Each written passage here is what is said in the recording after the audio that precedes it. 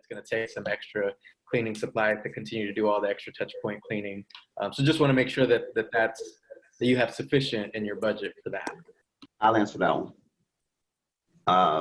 In the COVID, the CARES funding, all those costs will be captured in that budget. This is Valdina Wynn again, Mr. Martin.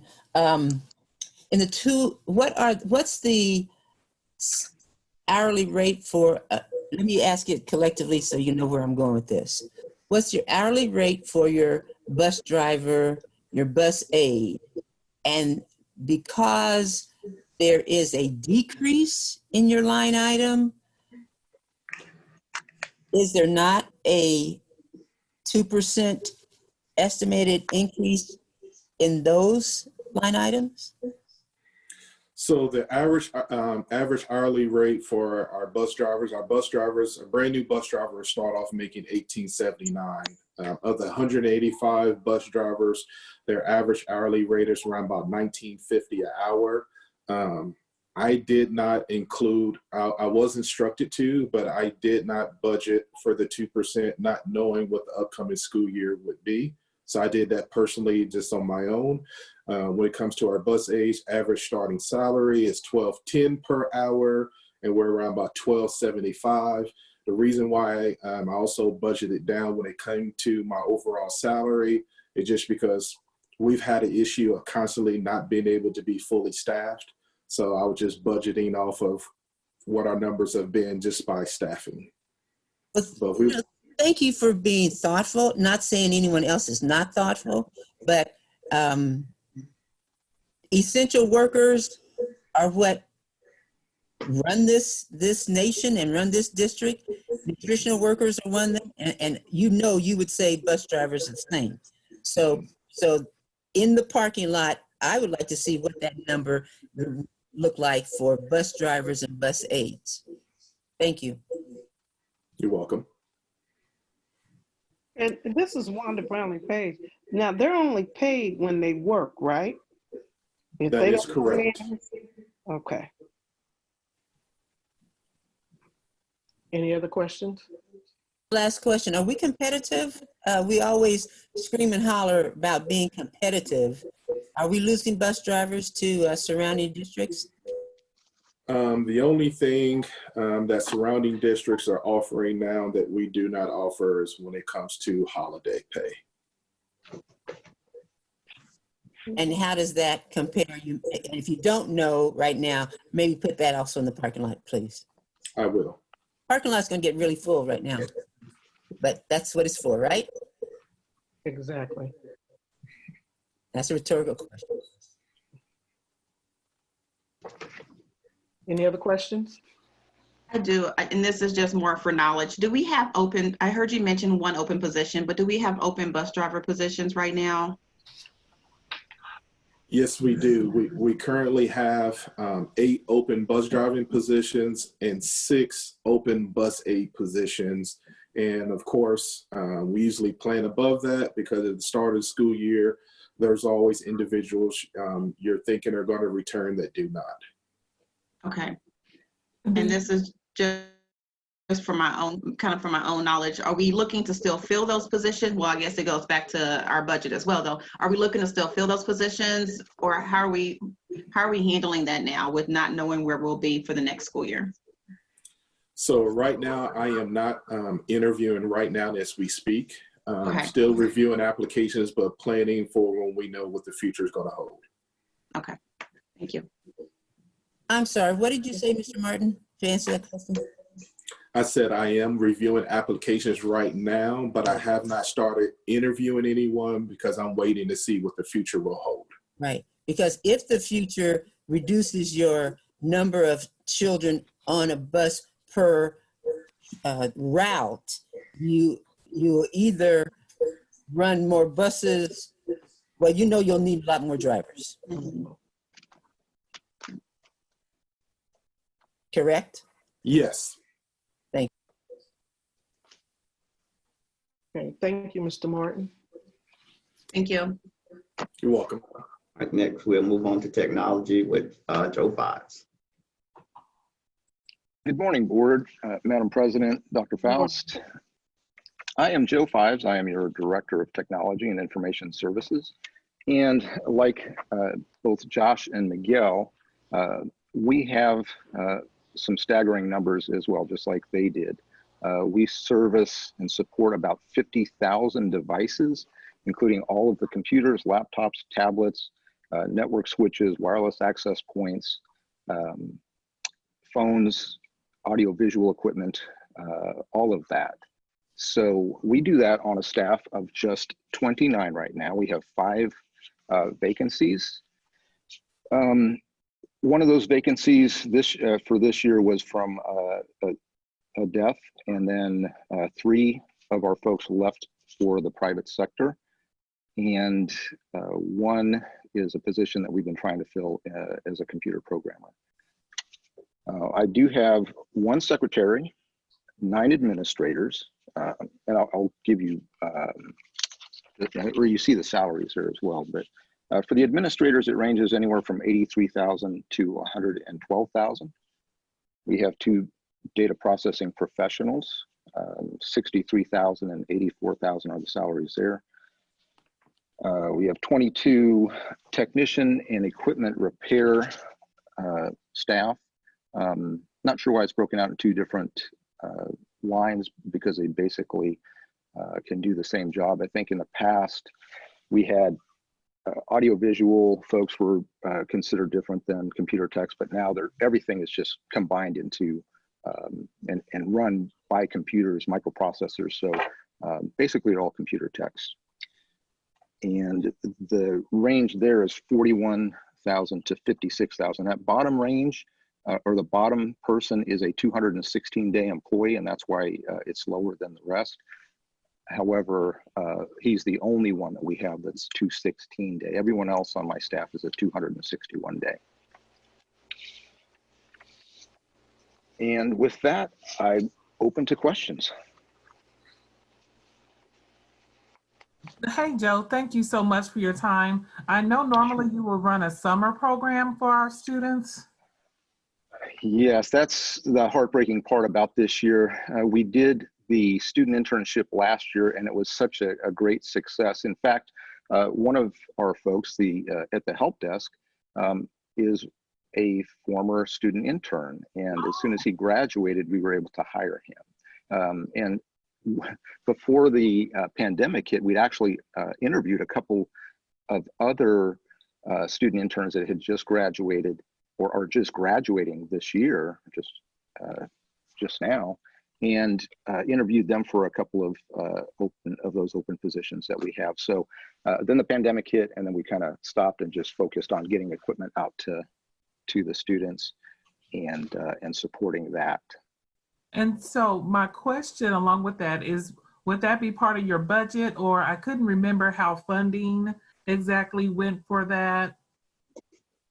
Yes, that was in the past just under our technology folks. And in fact, there are 2 students that continue to work with us throughout the year. There were actually more than that, but 2 stayed with it, and they're actually embedded in that cost as well. And really, between the 2 of them, what they did during the year, that's enough to cover the summer program. So it is built into it, yes.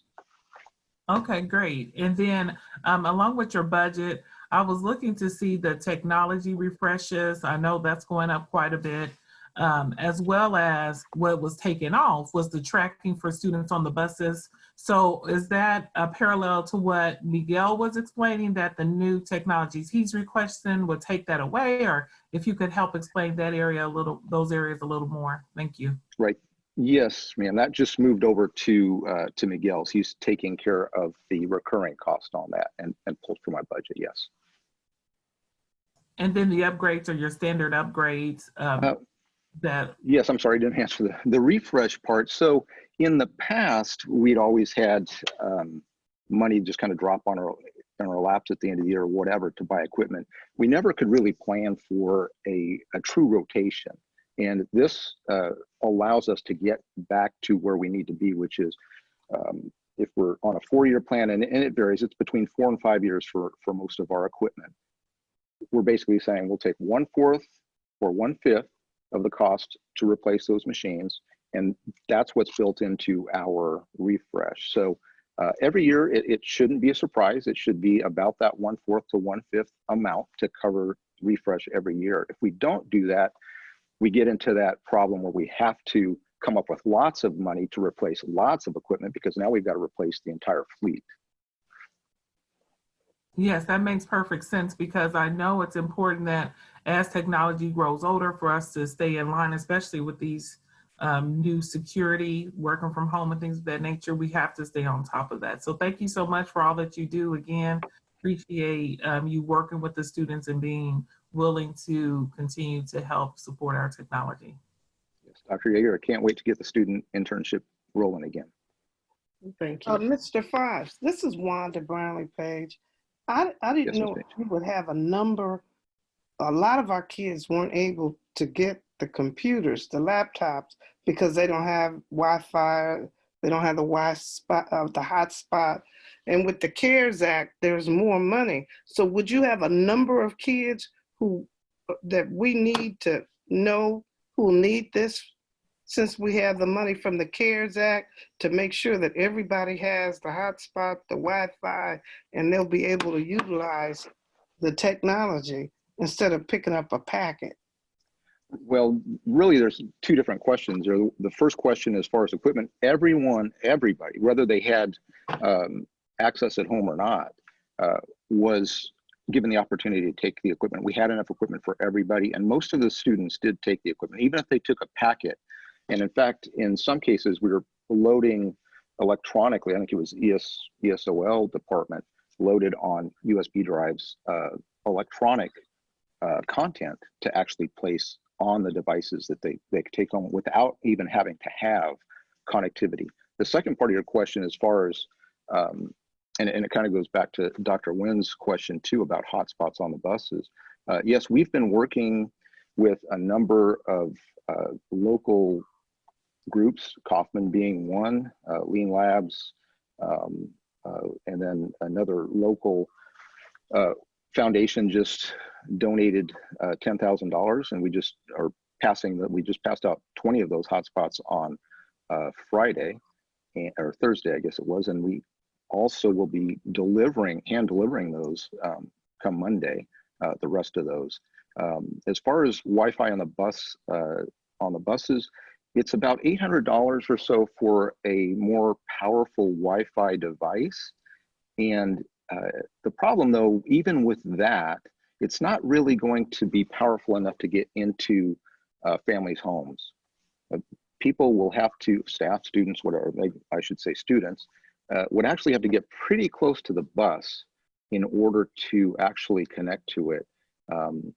And so that could be a safety issue if it's, in a parking lot or whatever. But in any case, it is certainly a viable alternative, and one that we are looking into. But what we're really pursuing, though, is trying to get hotspots for all of those students that need it.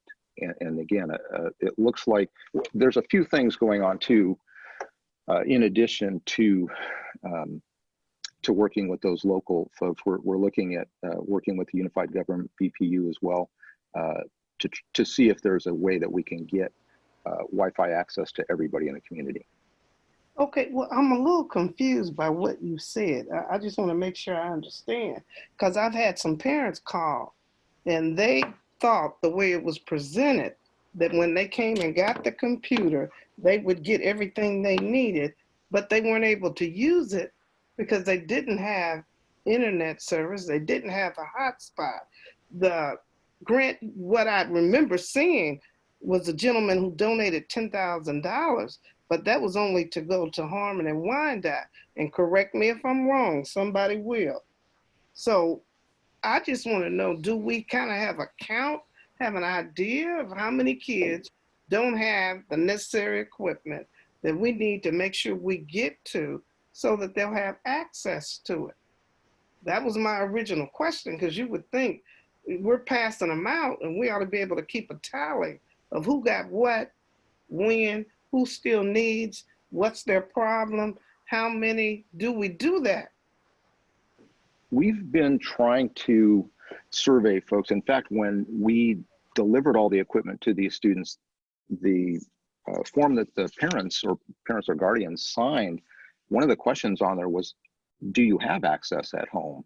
And so we've tallied all of that. And actually the numbers that we saw from that tally is less than what we anticipated. From previous polling, it appeared to be about a little over 2,000 families that needed access at home.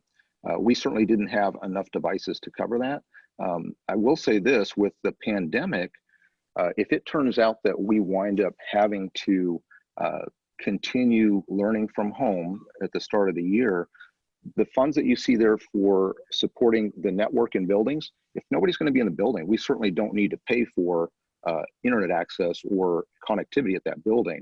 And in fact, that money can then go out to purchase hotspots for those that need it and make sure that every family has access to it.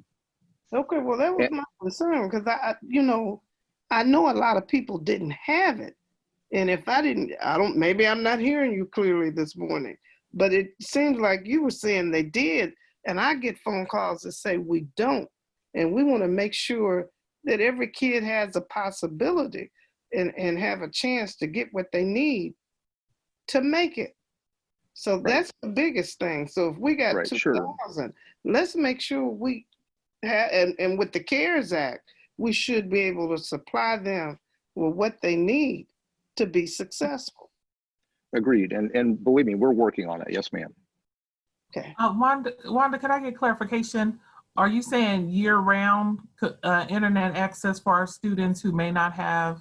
No, I'm saying when things shut down, I got a phone call, several, and they said, well, I thought you all said that they would have access to this. We don't have internet, so what are we supposed to do? And they ended up getting packets because they didn't have the necessary supplies. So my thing was, okay, if we have the CARES Act, and I realized the gentleman donated the money to Wyandotte and Harmon, and that's to help. That's a good thing. But since we're going to get some more money, I didn't know if we kept a running count so we can go back and help those who didn't have it. Because there were people who were forced to take packets. And I know some people preferred the packets. I get that. But there were some who didn't have the access. So therefore they ended up with a packet because they didn't have the technology. Can we put that in the parking lot and then have them be able to do a little bit more research and I would appreciate have information on that? Drew, I have a question, please. Thank you. Mr. Fives, help me understand again. Did you say you are or you are not able to run the summer program? The summer internship program, we have not, because we weren't able to bring students back in. Okay, so you do not plan to do that this summer? It depends on whether we're allowed to bring students back in. If we can, we will. We can certainly start that program up at any time. Okay, and explain to me again a hotspot. The hotspot? Correct. So, right. So as far as on the buses or just in general? In general. In general. So we had some hotspots, and that's why we were saying if you needed a hotspot, let us know. We would make them available to you. That was part of the switch to Sprint, from Verizon to Sprint. We did receive some hotspots from them. We still have a limited supply of those available, and that's why if there are any families that need them, they've been calling in and getting them at our tents. We have support tents set up in our TIS parking lot, and folks have been coming in, and yes, we are keeping track of the people that get them, but we don't necessarily know everybody that that does need one. Again, I don't know. I mean, all we can do is ask, and we've tried pulling a number of different ways, and I don't know if there are some language barriers too that are preventing them from answering, or if there's just a lot of mobility that's also there. But we're doing the best we can with what we have, and again, we are working with a number of folks trying to get additional hotspots too. But we do still have a limited supply available, and I've sent those out to high schools initially because the priority initially was to get them to high school students who were graduating and needed credits but did not have access at home. And the reason Does that I answer your question? Yeah, the reason I asked you, and again, this is probably for you, Dr. Faust. KDHE sent out a survey to the school districts that I asked you to provide us our responses, and one of those questions included the estimate of the number of families that lacked access. Do you remember what figure we submitted?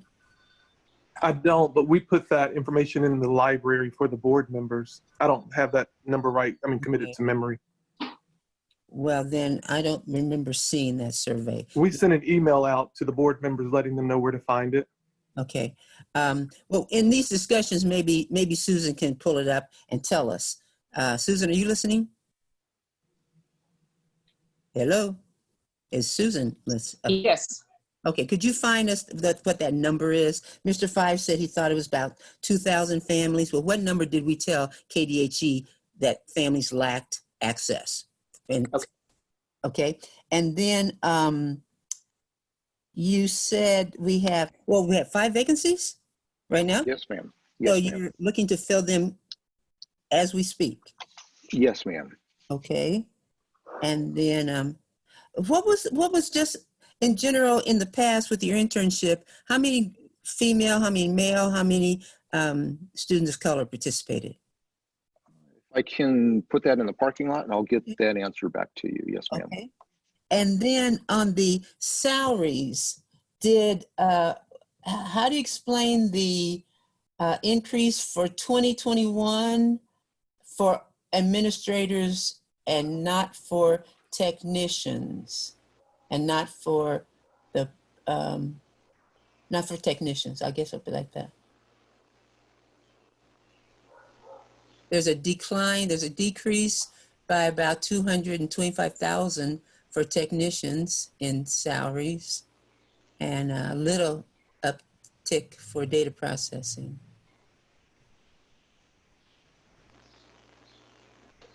And I think, yeah, and I think it's because of the way that the actual budget line that is being used for each of those. There was just a change. Some of them went over to equipment repair. Some of them were in technicians and went over to equipment repair. And I think it just depended on what the person who left, which area were they in before, which one were they being budgeted from. And I think that's where we saw the difference is. So is a 2% increase in payroll for administrators reflected in this increase in line item? Joe, that's not the increase in salary there. That's for the extra position for programmer that you've been trying to fill. Oh, okay. Thank you. Thanks for that. I'm sorry. We did change one. So we had one network administrator that left, but we need a programmer to help with payroll for transportation, developing that system or integrating that system into our Business Plus payroll system. And again, let me be very clear, especially to the public and to the staff. I am not looking for places to, quote, fire people, as I was lied upon the last time I asked these questions. But when one is looking at a budget, one needs to know how many positions that entails, because in our discussion on Tuesday, if there is more than a 9 million decrease, and if there is a reduction in force, you need to know who is essential. You need to know who everyone is essential, but you need to know where the positions are. So I want to make that very clear so that there are no lies told about Dr. Wynn looking to fire people. But when you have just numbers, we need to know what those numbers say. Thank you, Madam President. Thank you, Mr. Fives. Dr. Wynn and board, this is Lisa Walker. I have some information regarding the question you asked for the survey from KSDE and the percentage of families that did not have access. There were 3 questions on that survey. The first one was, what % of your families have no or limited access to internet capabilities due to lack of internet service provider broadband? Our response based on our data was 11 to 20% of our families was what we marked. The second question, what percent of your families have no or limited access to internet capabilities due to lack of monetary resources? Our response to that was greater than 50% based on the data we had collected. And the last question was, what percent of your families have no or limited access to internet capabilities due to a lack of a device? And our response was 0 to 10%. Just wanted to share that back with you and the board. Thank you. Thank you, Ms. Parker, because that's very important for us to know how our school district responds, since we are the board members who are supposed to know the answers. Okay, thank you. Any other questions? Yeah, I have one. This is Wanda Brownlee Page for Mr. Fives. You said you needed a computer programmer. What's Yes, the ma'am. criteria? Could you say that? Because we might have somebody out there listening. What are the requirements? Again, that one is one that's going to specifically be involved in a project to move transportation's payroll off of the current system and that they're using and into what is being used district-wide. Okay. So it's going to require some experience with payroll programming. And may I interrupt and say that could we just ask the person if they're interested to get in contact with the school district, because we have a lot of information that we have to go through today and we want to do that in a timely manner. I respect that, but I'm just saying, if somebody's out there listening and people need jobs, I didn't think it would take an hour to say it, but it needs to be said. So somebody might be able to come in and help us out. Thank you. Thank you. And again, I would like to say, ask them to submit an application and get in contact with the school district so that we may be able to go on. Thank you, Mr. Fives. You're welcome. Mr. Covington? Yes, we'll move on to Chief Horn, please. Morning, everybody. Good morning. The Kansas City, Kansas Public Schools Police Department is staffed and has the responsibilities to provide law enforcement services to the Kansas City, Kansas Board of Education, which includes all public schools and properties owned and leased by the Board of Education. Currently, the majority of our efforts are concentrated on 5 high schools, 7 middle schools, 2 alternative schools, and the 4 public libraries. Excuse me. The Kansas City, Kansas Public School Police Department is staffed by a chief of police whose salary is about $130,000 a year, deputy chief at $90,000 a year, 5 sergeants who are exempt employees at $70,000 a year, 28 school resource officers. They are hourly at $50,000 a year, 2 campus officers, about $50,000 a year, an office administrator who is salary non-exempt of about $50,000 a year, 2 administrative support specialists, about $40,000 a year. They're about $18, $19 an hour employees. They've been in service with the district or outside. That's where the price is difference in the hourly, I'm sorry. And 8 school safety associates, about $30,000 a year. Their hourly is about $16 an hour. The fiscal year 2021 total budget is about $2.8 million. The majority of that is covered in personnel cost, about 2.7. Total non-person is about 140K. The majority of that is in uniform equipment and supplies. A lot to do with our new project of the CAD RMS, recurring expense, professional development.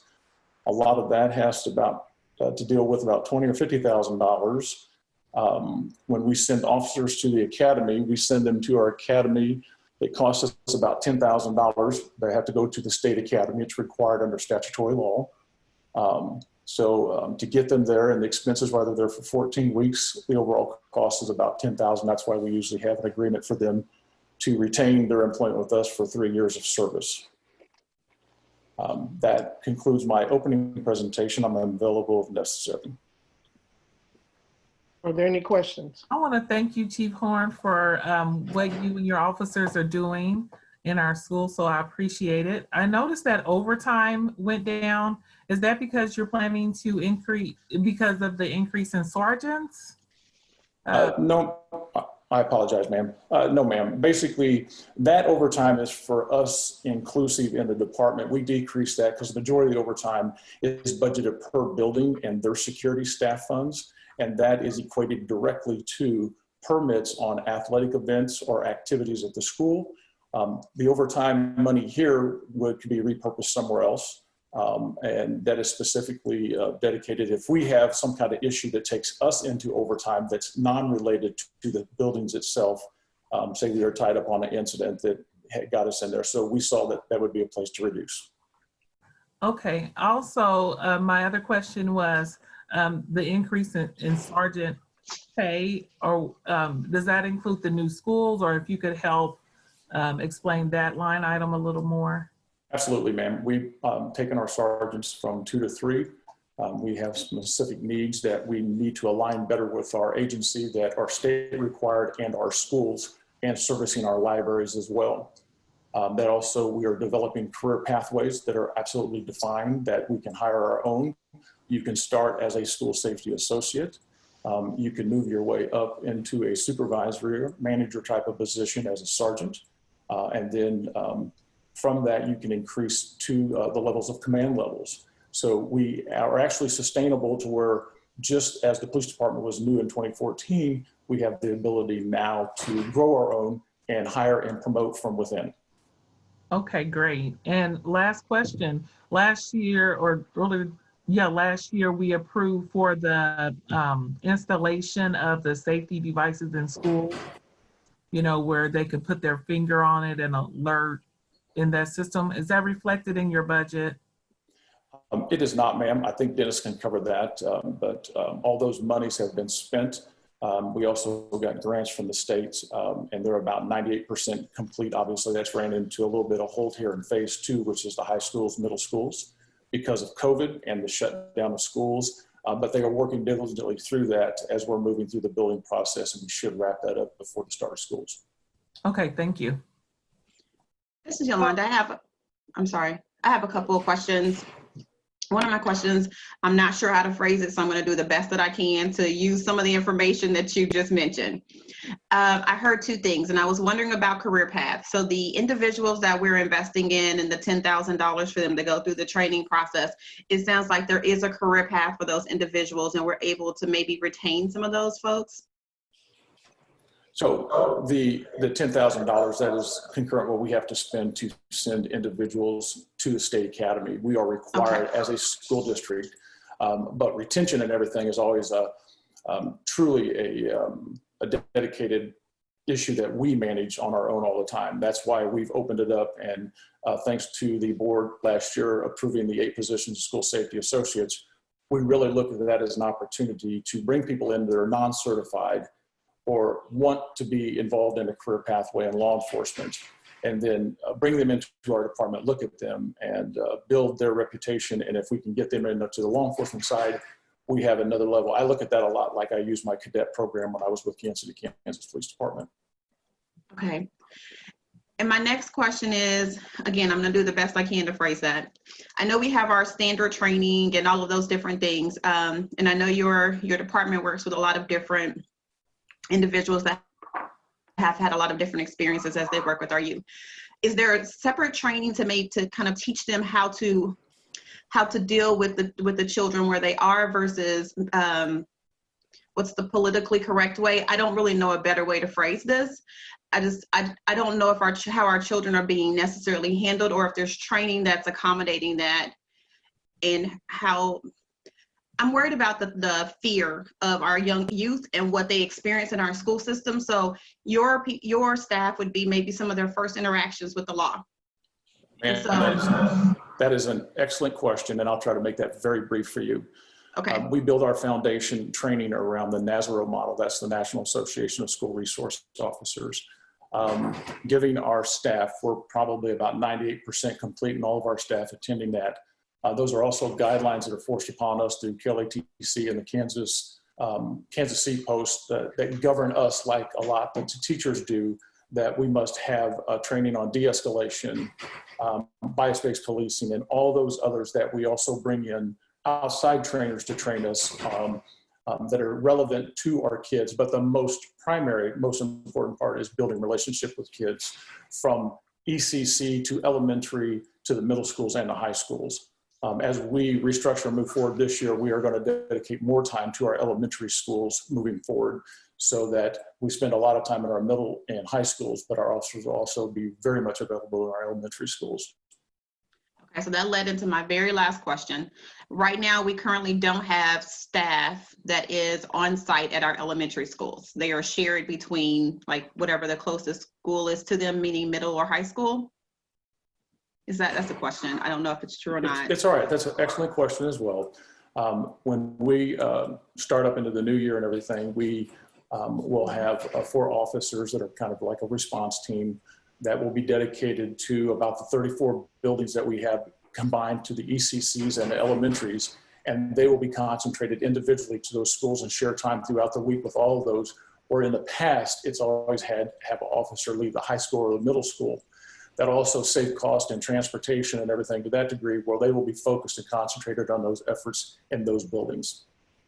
Okay, that's what I wanted to see, if your budget was allowing for our elementary schools to have, I mean, as things are changing and our kids are changing, I just want everyone to feel safe. And so that was my question, is if your budget had that built in for our elementary to make sure we're accommodating them and keeping our hand on the pulse on what they need. So yes, thank ma'am. you. This is Valdina, Chief Horn. So again, help me understand if what I heard you say is correct. The $337,500 reflects the salary for 3 sergeants? That's correct, ma'am. They're exempt at about, I think it's 67,000 a piece. That's correct, ma'am. Okay, and what is the $25,000 for the corporal stipend?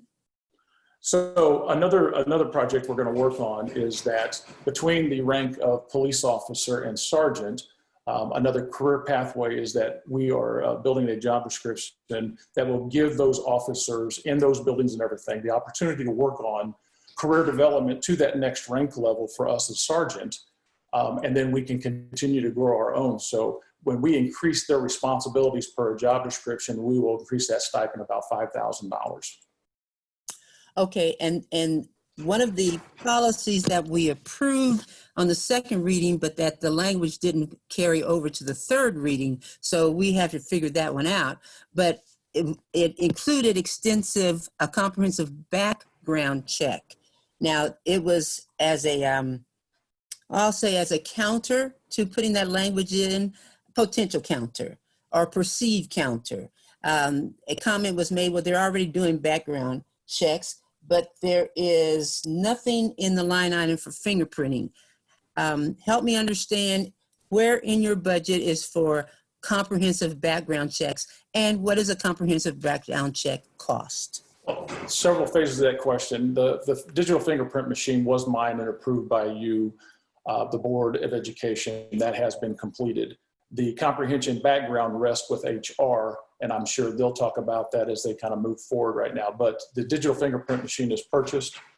A lot of the mechanisms are in place, but that actual functionality of comprehensive background falls with HR. Oh, HR, okay. So your cost was a one-time cost, don't have to go back and project any future. That is correct, ma'am. That's just for the purchase of the fingerprint machine and the service to do that. And all security entrances machines are working now? That is correct, ma'am. And is there any money in for replacement? Usually finance or Mr. Covington covers that. That is not maintained in my budget. Okay, so if something breaks, we won't have the normal a response of, well, we've got to wait on that equipment. Well, we always have a vendor responsibility, but most of the machines, the majority, I think all of them are within 1 to 2 years of age. And finally, are there any others, have we applied for any other security grants? There has none been presented by the state. I think they're very busy with COVID right now. I've been checking with that on kind of a weekly basis because this is about the time of the year they put it out and give you about a 30-day turnaround time for it, but there is none present at this time. Okay, thank you. This is Wanda Brownlee Page. I have a question about salaries. Yes, ma'am. Okay, I see that your deputy chief went from 83 to 90. Yes, ma'am. Wow. Because you took a cut, but theirs went up. So what's the rationale? Well, there's no rationale, ma'am. We took repurposed monies that we charge the library for our services. And then I attempted to leverage our pay that's very equivalent to what we have in the metropolitan area and across the state of Kansas. So that's all that is.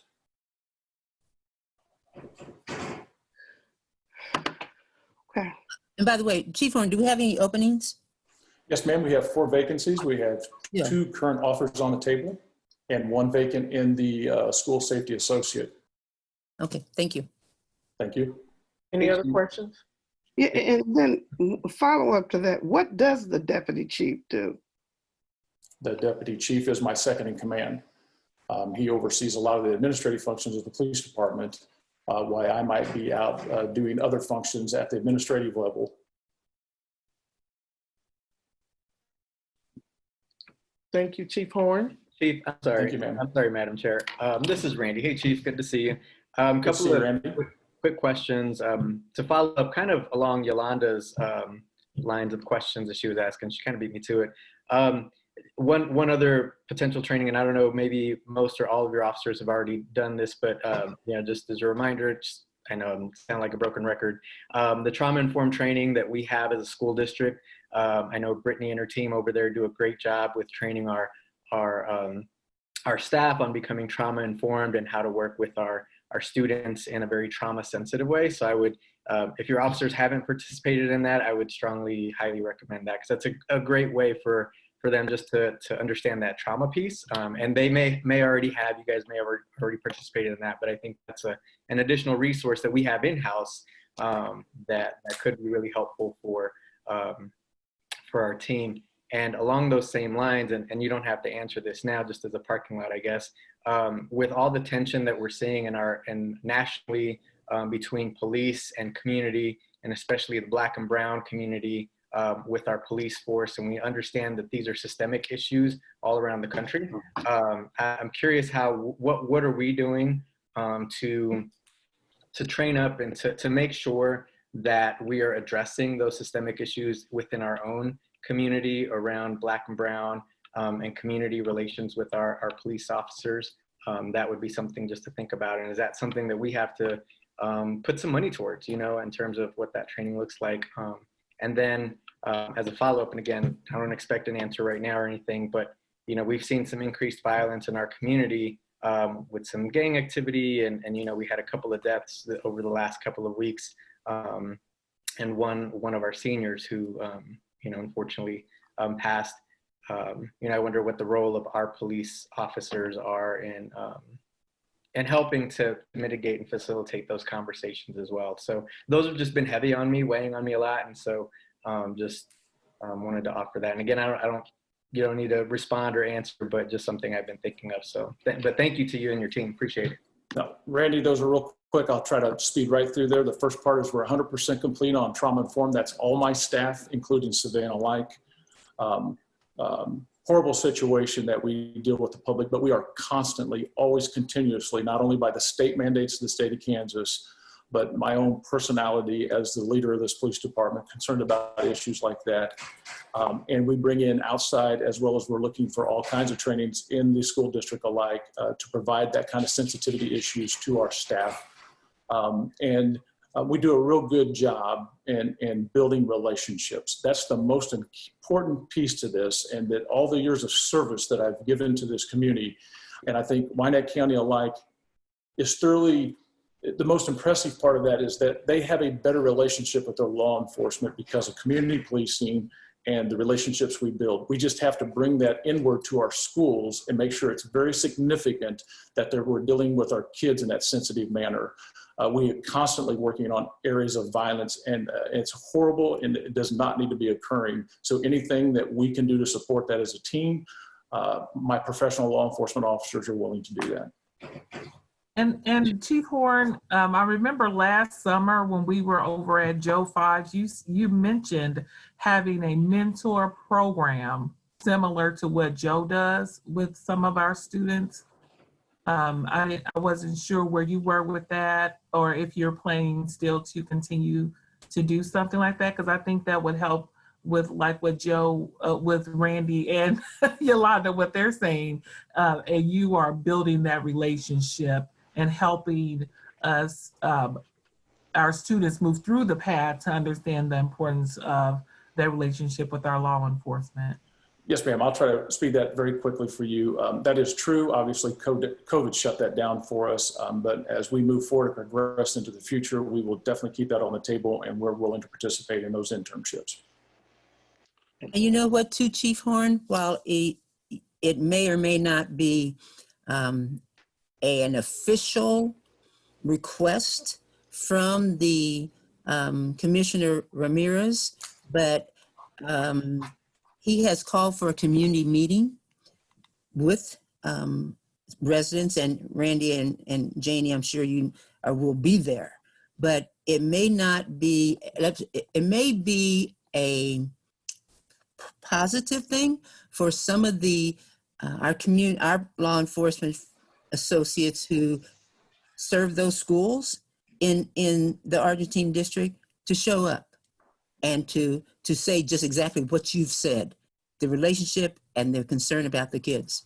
So I'm sure Randy and Janie can tell you, inform all of us when that community meeting is held. Correct, Randy? Appreciate that. I appreciate that our staff and myself included are willing to participate in any of that, as we've done here in the community of Lisa. Yeah. Randy and Janie, is that coming up soon? Dr. Nguyen, I don't know the exact date yet, but I definitely will keep you all informed and send you all an email to make sure everyone's informed on that. But thank you for bringing that up. I think that's super important. And thank you. We're ready to continue on, please. Yes, we'll move on to Operations and Maintenance Director, Mr. Doug Clemens. Good morning, everybody.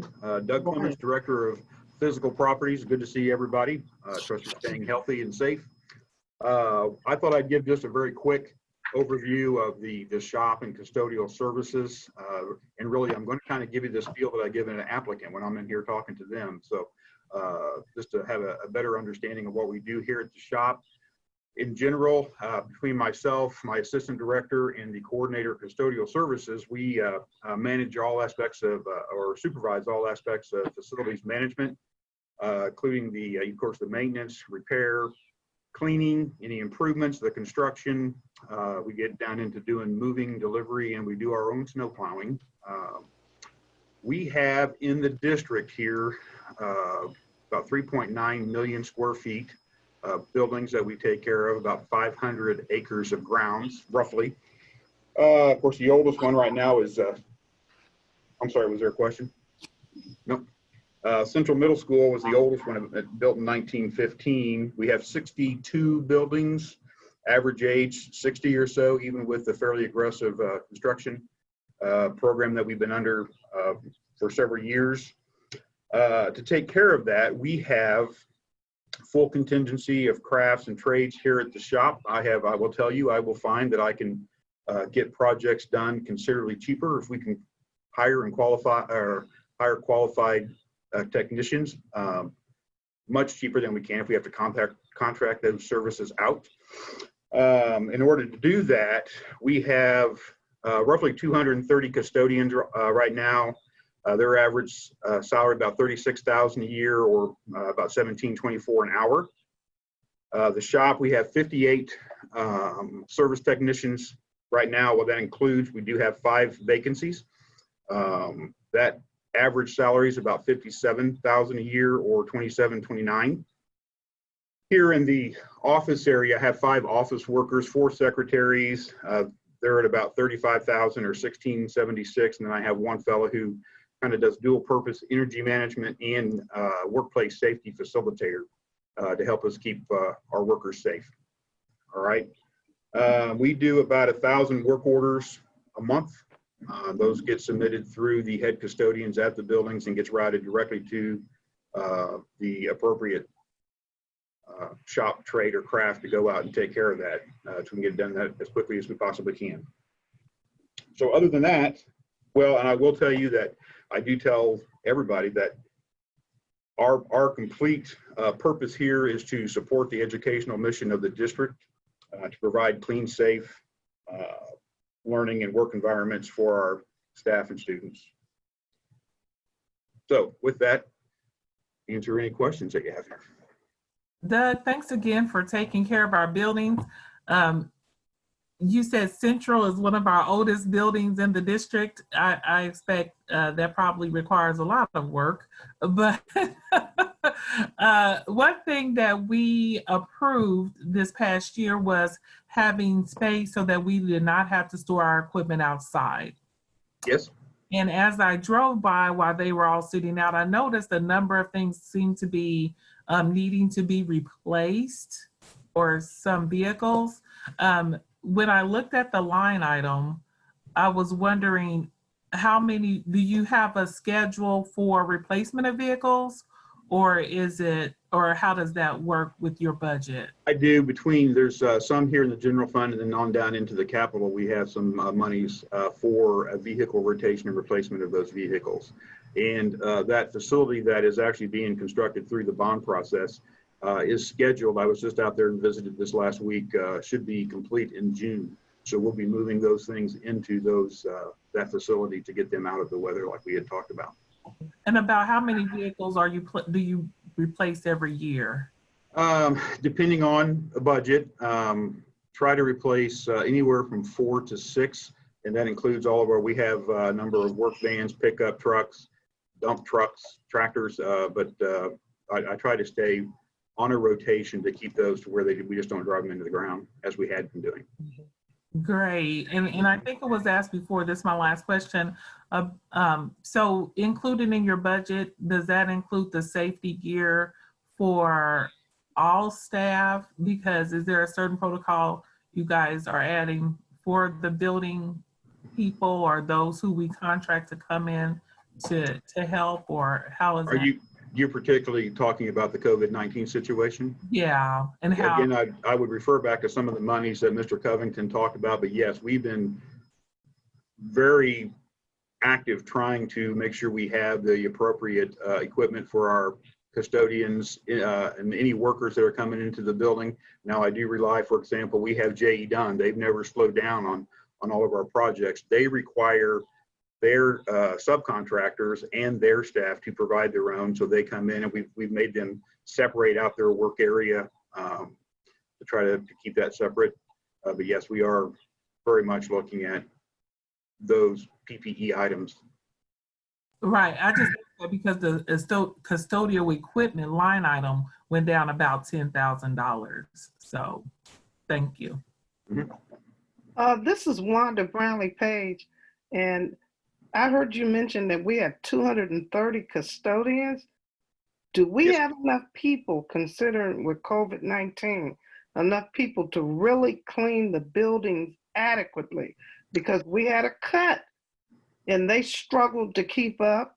I know when I retired in 2012, I thought it was ridiculous. They didn't have enough people considering what needed to be done. And I know I had to do a lot of cleaning on my own. And with what we're enduring now, I question whether we have enough custodial staff. And then I've received numerous phone calls from people complaining about their PPE equipment. They didn't feel that they necessarily had what they needed. So what is the story? I've heard from them. Do we have, or do they have everything that they need? Do they have the masks? Do they have? Go ahead. We do have masks now. I will fully admit that between our efforts, and I know Wayne is coming up here later on in purchasing, he's been tracking down, trying to get the masks. The masks were a serious problem from the beginning. We started trying to buy masks really back even into February. And there was just such a shortage of those things. I do believe we now have, and I don't want to misquote the number that we have down in our storeroom. We have several thousand, 5,000 comes to mind. Maybe Wayne can correct us on that. But they're the cloth masks. But we will have those available for the staff. And that's what we do. We have that storeroom that the custodians can order their supplies or do order their supplies from. So really all of these materials should be there. If they need any of that kind of PPE, they can order that from the storeroom and get it delivered to their site. And that's masks, gloves. Is there anything to put on their feet to protect their feet? We did buy a supply. I actually need to check and see where we stand of the little booties that you can put on. We had a supply of those. We did actually, we're able to procure a few full body suits and masks and goggles. Then really we were kind of holding on to those for disinfecting the buses when this all started right back around spring break, because using even our electrostatic sprayers with the disinfectant in the buses, you have to be concerned about inhaling that material. So yes, I would say we have those materials and we'll be working on getting more and maintaining a supply. And will they go in and disinfect every school? We don't know if we're going back in, but will we do that with someone like Stanley Steamer, or do we have that kind of equipment that we can do it ourselves to disinfect every school to make sure from top to bottom, lockers, tables, desks, all that stuff is clean? Yes, and I feel very comfortable telling you that as of this point in time, we have completed that task. In fact, in several buildings, we've had to do it multiple times as people have come in and then we found out that there was a positive test or whatever. We'll go back in and reapply that. To be honest with you, kind of like Miguel was talking about, when school starts, we are currently working through those processes. What do we do when we have that many people in the building?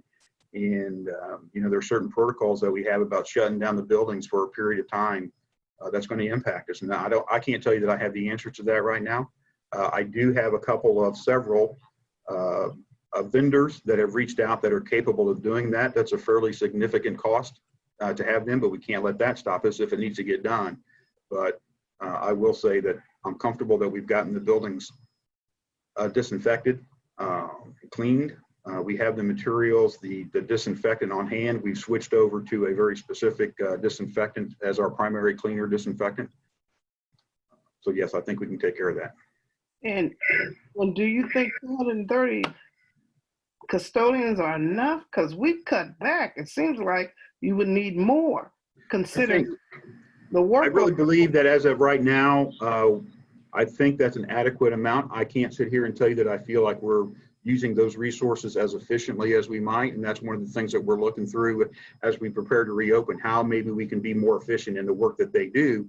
And the primary task that's going to have to be, we're going to have to change some of the things we do, is this process of continuous cleaning and disinfecting throughout the course of the day. As the students move in some buildings from classroom to classroom, we have to come through and follow behind and make sure we get those touch points cleaned and disinfect on just a constant basis. Okay, and along with that, we are supposed to be talking about the budget. And if we can, Wanda, if you could submit your questions for the parking lot, and then maybe at our board meeting, we can go ahead and discuss those things in detail, but we have a lot that we need to go through. Right, and Ms. Drew. President, I respect that, but this is the budget. When you start talking about hiring more people, that's a part of it too. And again, I respect what you said, but I don't like being cut off. We have questions and they should be able to answer them. Ms. Drew, and for Mr. Clements, so do you have a contingency reserve fund? No. Okay. And then number two or three, what would it take to establish one for you? Is it within the law? I'd have to defer to Dennis here if we would set aside a line item and put in some sort of a line Contingency reserve is sort of a little bit of a misleading term. There is a contingency reserve fund for the district, but that is a separate fund for the board as a whole to decide how to use. A department cannot have a contingency amount held back that carries over from year to year when they are using general fund money. That has to be used or returned to the state.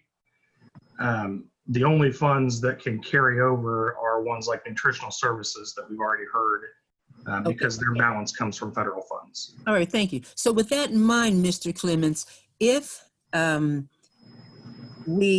as we prepare for the fall, and if there's a second wave, and if you have to buy more supplies and hire more people, what line item would you adjust? You don't have enough in.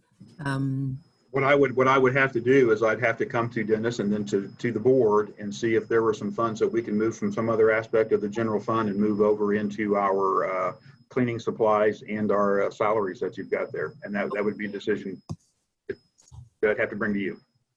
Thank you. Good to know, because there always, in my opinion, should be a plan B. Thank you very much, Ms. Drew.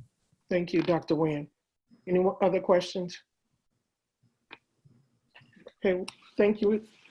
Mr. Clements? We're ready. Yes, ma'am. Thank you. Appreciate it. Okay. Good morning. To finance and Ms. Tracy Kaiser. Good morning, Madam President, board members. I am Tracy Kaiser, the Executive Director of Business Operations. Just to give you a quick overview of our department, the business office and finance department. Some of our main functions are completing payroll twice monthly, budgeting. We assist our auditors for any financial audits. We do a lot of state reporting, accounting services, grant finance administration, banking and investment services. And we spend a great deal of time assisting staff with payroll questions or payroll concerns. And then also a large amount of time working with principals, treasurers, and department heads with any budget questions or purchasing things they may need. So with that, our team consists of a director, 1 assistant director, 3 payroll staff, and 2 accountants. My budget is, I have very little I really have control over that I'm able to change. My budget includes sick leave accrual that would be paid when staff leave, utilities, and then the largest part is all of the transfers that come into general fund and we have to expend out to other funds. The one change I did make in general fund, you can see in the top there under administrative salaries and salaries, is we did move the risk management team from that used to be under this responsibility to now under Dennis. So this year we did move those salaries appropriately over to his budget. Down towards the bottom, I also have budgeted in mind responsibility for bond, principal, and interest, and then also any flow-throughs that we have for special education. So are there any questions you have? I want to thank you, Tracy, for explaining the areas and what you do for our district. So I didn't have any questions, but I just want to say thanks. Thank you. This is Valdina Nguyen. In the parking lot, you went kind of quickly. Please, and you got your accounting term, but anyway, pull out your salaries for your staff. And what is the 10,000, I think, for property tax? Oh, what is that? That I think was budgeted in case we do have any property taxes that we need to pay. I'm honestly not sure. I can get you an answer on that for sure. Okay, so it's budgeted in case we need to pay. What would we pay it on? I will find out. I can take that one if you'd like. When we've purchased new properties recently for buildings that we've built as part of the bond project, there are times where the district needs to pay property tax while we are pursuing through Greg and his team the appropriate exemptions for that property tax. So it may be paid and then returned to the district later. That's just a small amount there just in case that would happen, because it has in years past. And how much has it been in years past? I don't have the exact amount, but I know that we did have, recently we had received a bill for the property out off of 90th. And we're working with Greg's team right now on the exemptions with the state for that. So it was less than that 10,000 now. Okay. And explain what the wellness incentives are, please. Sure. That actually comes from CBIZ. They provide us those funds, and then if we are going to be expending them, it's just the line item that we're able to expend that money out of. But it actually is usually money we're getting from CBIZ for some of their promotional things or their wellness incentives that they're providing to our staff. Okay. And the 4 million transfer to the LOB? Mm-hmm. So whenever we receive money from the state, it has to come into general fund, and then we expend it from general fund to LOB, parents as teachers, bilingual fund, at-risk fund. So it is just a hold in the budget where we actually expend that money out of. So it's a pass-through? Correct. Okay. The virtual school expense. So these are, now why are they in your, oh, these are pass-throughs. So, so will we see these amounts in then those individual budgets? Well, they'll be considered revenue into those budgets. They're expenses out of my budget from general fund, but it will actually be revenue into those funds to expend then for whatever dollars they need. Okay. Okay. It's just a flow through general fund, but we have to have a line in the state budget showing that amount. So why isn't there a pass-through item for capers? Capers actually, well, there was 1 year that it did come into general fund and then was paid back to the state. They've recently changed it the last 2 years, I believe, where now it gets paid to the district and they take it right back out and never touches general fund. Okay, so you don't identify it. Okay. Hey, Tracy, this is Yolanda. I have a question on the sick leave accrued. Is that for the entire, I'll let you explain it. Can you tell me what that is, please? Yes, that would be for anybody who leaves the district and is eligible to have their sick leave paid out. Okay. So I think it was just in my budget as part of the payroll process. Okay.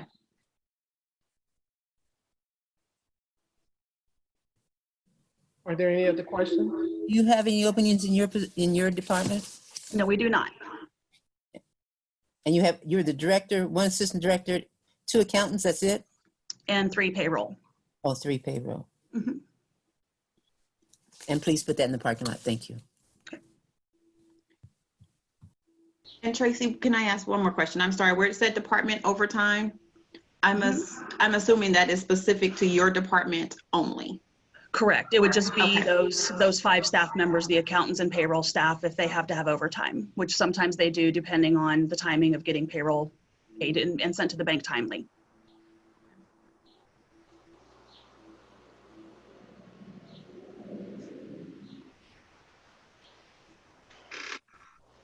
Any other questions? All right, Ms. Kaiser, thank you so much. Thank you. Thank you. Okay, I'll be covering the purchasing budget. As you know, purchasing is in charge of buying things that the district needs, either from school requisitions, department requisitions, the staff that's over there. We have a director and assistant director, and then we have 4 purchasing technicians. And also that reports to them are the people that's in our print shop. Mm-hmm. And we have 3 printer technicians. The average salary of the printer technicians is about $45,000, and the 4 purchasing technicians is probably about also around $45,000 for theirs. The rest of the cost are their group insurances and stuff like that. There's really not a lot of changes, except for if you see this line say Safe K, Children's Mercy, and all this way down to the postseason where there's no money in the 2021 school year. Those are truly athletic expenses. So we transferred that budget over to the athletic department now that we have a full-time AD. And also including the student activities, the student uniforms and equipment. All of that was moved over to the athletic department. Dennis, can I ask a question? When you say purchasing for who? Because I hear separate budgets for our schools. We have all of our different departments. So who are we purchasing for? Everybody. They have to send a requisition to the purchasing department. Okay. To use funds out of their own budget? Yes. Okay. Unless they only use their purchasing card. Okay. So, Mr. Covington, this is Valdez. So with this, on the shorter accounting where it says essentially 508,000 of purchased services, this then, what is this, where would the corresponding figures be? It says move, I know you, so this is all athletic, number one footnote? Yes, ma'am.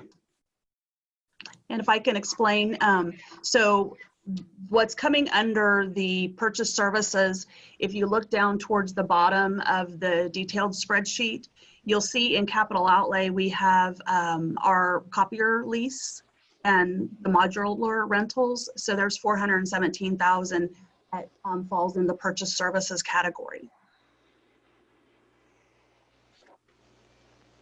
The other things may be printing expenses and things like that that are up towards the top. But the purchasing department, I do have to say, is really outside of salaries has very little. The main thing like they would be using postage for would be sending out RFPs, things like that, that would come through their department. So there is a head count in this department, I'm assuming. Okay. And what does that look like? I'm just trying to put it together. There's 6 people in purchasing. Okay. The director and assistant director and 4 purchasing technicians. But the print shop also falls under the purchasing department, and there's 3 technicians there. Okay, thank you for that clarity. I kind of thought that from what Tracy said, but I wanted to be sure. Thank you. Okay, this is Valina again. Tracy, did you say what is footnoted as number 1, purchase services, move services and supplies to the athletic director's budget? That's a copier lease? No, I just under supplies and some of the purchase services, we did move. You see like the purchase services dropped from 743,000 to 508,000 and supplies 211,000 down to 42,000. And that's because we moved those to the athletic director's budget. So you'll see those dollars now listed under the athletic director. I was just explaining, you had asked about, I thought you were asking about some of the purchase services, what was included in that. And of that 508,000, 417 or whatever it was, is based on the lease, copier lease and modular rentals. Okay, thank you. Anyone else? Thank you. Shall we continue? And Madam President, just as a note of clarification, this is not the only budget workshop we will have. Oh, no. I know that. We will continue on. We will go through these budgets again. Yes, most definitely.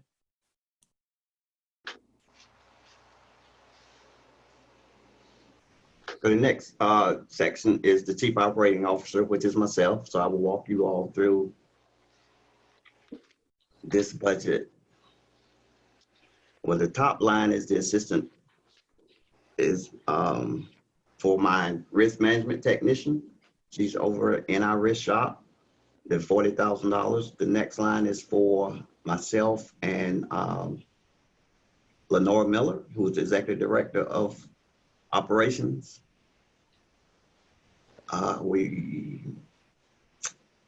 Next major change is this $1,276,000, the instructional coaches. We moved that over to HR because those are positions and I don't know why they would be in my budget. So I just moved the line over to HR. Same thing with, I just give you a list of things that I'm trying to get a true operations budget that does not include the HR stuff or personnel stuff that for some reason was budgeted as operations by my predecessor. So the IC building transition, we moved that to HR under workforce development. The certified salary increases last year, we put those dollars into 2 lines or when we approved the 2%. And so those dollars would be spread out to all the departments that has those last year's 2% increases. And so there's not one there for next year until you all approve what that will be. And then we will add those 2% or whatever percentage we decide to give. We moved the EC5 teacher salary planning. That was also moved to professional development for their bringing in teachers early. The Prep, KC, JAG, and career counseling software was moved to Diploma Plus. They are responsible for those expenditures. And I think that was all the changes. Then we get down to this section. The gateway to college is the line item that we went over as a possible reduction. The literacy lines, they also was moved over to the workforce development for them to manage all the PD that the district needs.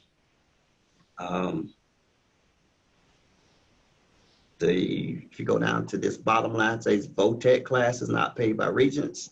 We also moved that over to Diploma Plus. They manage those budgets.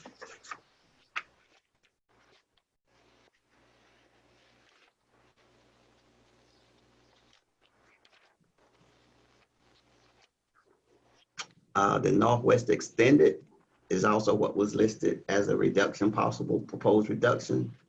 The Emerson Extension, we also discussed that one. The insurance and FICA, these are benefit costs, so I was not able to identify why they were in the budget for the chief operating officer, so we also moved those over to HR. Part of it covers those IC salaries and the rest was a holder, so we moved that over to HR. And I think that's the changes.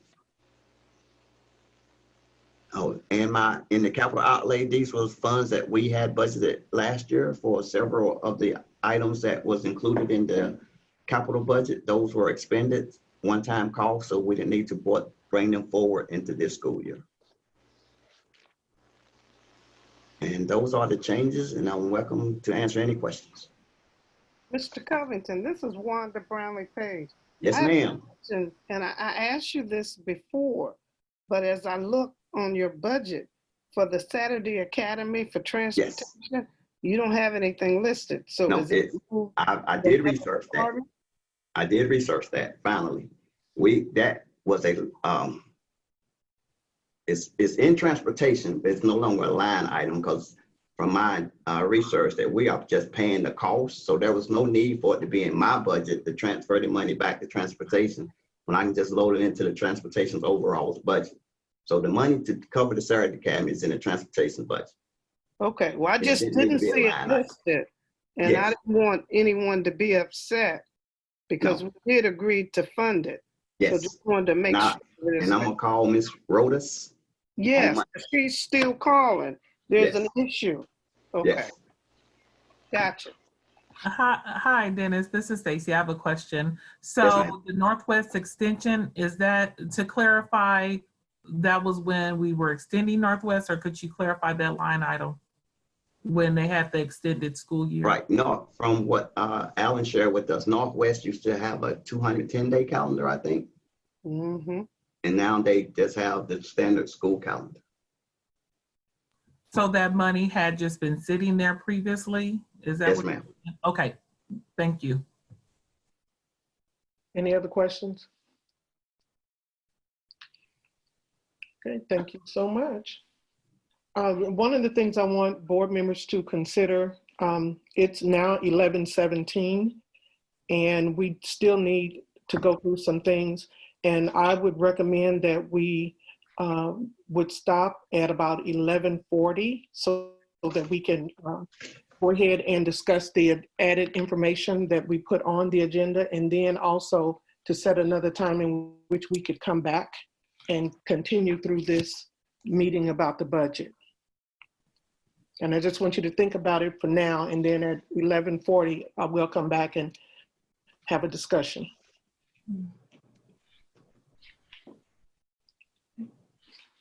Are you ready for me? Yes. Okay. So I'm going to go through the human resource budget. Dennis will bring that up, but currently under HR, as you think about it, which is more the employee relations and compliance pieces, we have 14 individuals employed in that section of our organization, plus myself. Those 14 people, we have a director, Jody Mitchell. We have an assistant director, which is now open. That's an open position. We have 3 advisors, 1 comp analyst, 1 manager, 8 assistants, and 1 senior office administrator who supports not only HR, but also workforce development and recruiting. So that makes up the 14 people in our HR budget besides myself. So if you look at line salaries there, you see a pretty big increase, and let me explain.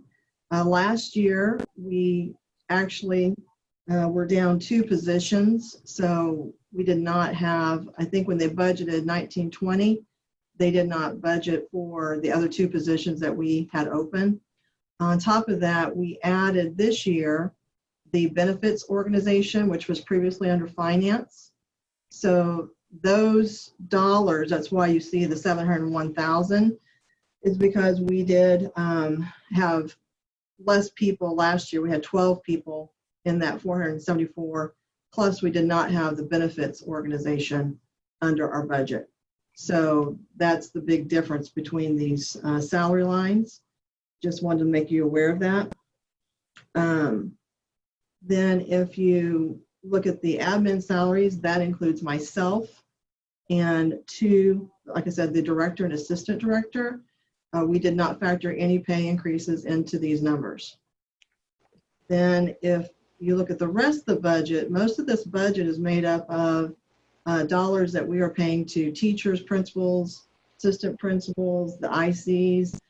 Those dollars come out of my general budget funds down underneath schools. I think, Dennis, if you go down. Plus, we also have the sub-budget in the HR. So those are probably the big lines when you look at the budget that we have here. It really is supporting the schools for the most part. So questions I can answer around this budget. This is Wanda Brownlee Page. I have a question, and you can help me out because I'm having a lot of phone calls on. Is there a hiring freeze? Because I don't understand a hiring freeze, and we have so many people who retired, resigned. I don't understand the rationale, and I keep hearing there's a hiring freeze. There is not a hiring freeze. There isn't one. No one's been told that. There is not one. There is no hiring freeze. People use this terminology incorrectly. We have simply asked people to think about their hiring because we are in this COVID environment. I do not want to get too many people hired and then not be able to support their compensation or salaries in our budget. So every department's been asked to really think through what their needs are, and even as simple as, do you need them now or do you need them in August? Do we really need to hire somebody, at this time of year, or can we wait till school starts up so we know whether for sure, what the school needs are going to be? There's a lot to still get worked out. So no, we have not told people that they cannot hire. What the principals have heard is to reserve a position per school, and pending all of our budget discussions, then we will make a decision as to, you know, whether we can release that position now. So that's what they've been instructed. But all of them been told the same thing. I keep repeating this. It's not a hiring freeze. We're just asking them to be very thoughtful about when they're hiring and making sure that we've gone through this budget process so that I don't want to hire people that I have to then let go. Okay, because that's what I kept getting. Yeah, I know. It's the simplest thing for people to say, you know, that's how they always term it. But you can see every email I've sent out, and I am very clear in my communication. Please do not communicate that this is a hiring freeze.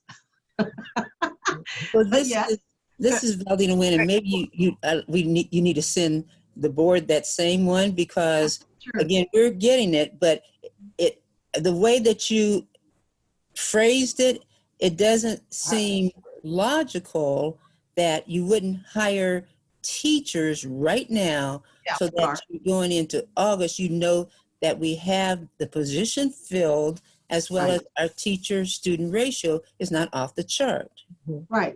As you see that vacancy report, you can see we are filling positions all the time. We have right now 112 teaching positions that we are looking for. You're turned away from the microphone. How many did you say? We are hiring 112. We're looking for 112 positions currently.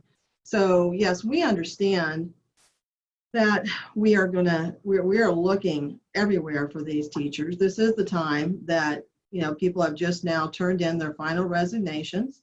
So we are hopeful to get some more candidates, applicants in the door.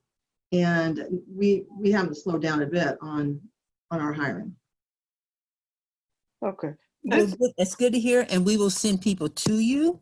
Yeah. And I will hold your feet to the fire as far as saying that their applications won't get stuck in a silo, and look forward to seeing some folks hired. Oh, absolutely. Yeah. I mean, have you seen the pending report? I've been sending it to you guys. We were trying to move this through. I've been hearing from the people who have said that, and let me be straight with you, few have said they were tentatively, they did interviews, they passed that phase, and then not the principal, but someone told them that they were saving that job for someone they wanted. So that, of course, made my antenna go up. Yeah, just send me the names. Send me the names if you hear that. Listen, you can't give out names because there's retribution. But let me make you aware of what is going on in your arena, and that is something I'm sure you do not promote. Kelly Tishman, thank you so much for what you and your department does. I really appreciate this year how you guys have cleared out that pending situation and continue to keep the board dated on the things that you are doing. And all the names that I've sent to you, every concern that I've had been related to any schools, you have been on it. So I think it's really important that we send detailed information as a board, because you truly are on it. I do have a question. I know that Human Resources does work a lot of hours because I know that area well. I didn't see any listing for overtime hours or compensation. How is that handled? Is that just not a line item? Is just lumped in the salaries? Or and I appreciate all the long hours and work that your department does. Well, we do not allow overtime in our department. So it really does fall on, that's why we have advisor positions and manager positions. And we just really try to watch what people are working on, and we reallocate work if we have to. And then if we do get in a situation, there are times where it's unavoidable, then it's comp time. So we switch out hours for some other, like if we had some special event where we might need some hourly workers to help, then we would just have them take some comp time at another time. So we've figured out how to manage in our organization. So Kelly, I kind of had that same, I had a question about overtime as well. And just, I would think that just this year overall, we will see a savings in overtime, not necessarily in your area, but just district-wide. But when it comes to comp time, I don't know the law or anything on that. Are employees given an option on I'll take comp time versus I'll take overtime? Or is it, no, if you're working, we need you to take comp time basically to save the budget? How is that handled and how is that articulated? Well, the way that we've done it and the way you're supposed to do it is you need to communicate to people up front that they will get comp time versus overtime unless that can't be avoided. So, you know, there's just times when you can't let people also have off a month because they've had to work so much overtime. So you've got to manage it. But as long as you're upfront with people about the fact, and this district has been in the past, upfront about, you know, using comp time in certain situations, it's not always possible, guys. I mean, I have to tell you, and you've seen the other budgets, it's not always possible. But that's how you do it. You've got to be upfront with people that if they work those overtime hours, that it will be comp time. You don't do it after they worked it and said, oh, you're going to get comp time. And if someone says, I need the overtime, I don't want the comp time, and I'm just asking to understand for our budget numbers, how is that handled? Because when I was looking at some of the other budgets and the dollar amounts there, I was curious about that question overall. I think they manage that themselves in their own departments. Okay. So that's, okay. I don't get into all those discussions. That's fair. I just didn't know if you knew from your from your umbrella how it trickled down. That was my question to you. Okay. This is Wanda Brownlee Page again. I have a question about the insurance. I got 64 emails from teachers. Now, I was under the impression that there was an insurance committee and they were supposed to have met with you guys and they would be allowed to go back the way it's normally done. They would be able to go back to their staffs to talk to them about their concerns, and then most of the teachers felt like there was no transparency. They weren't given this particular opportunity to work in that committee, to express their concerns, to talk to other teachers. What happened with that process? I think that's been, did somebody else, I think Greg's been answering that question, but I will answer this.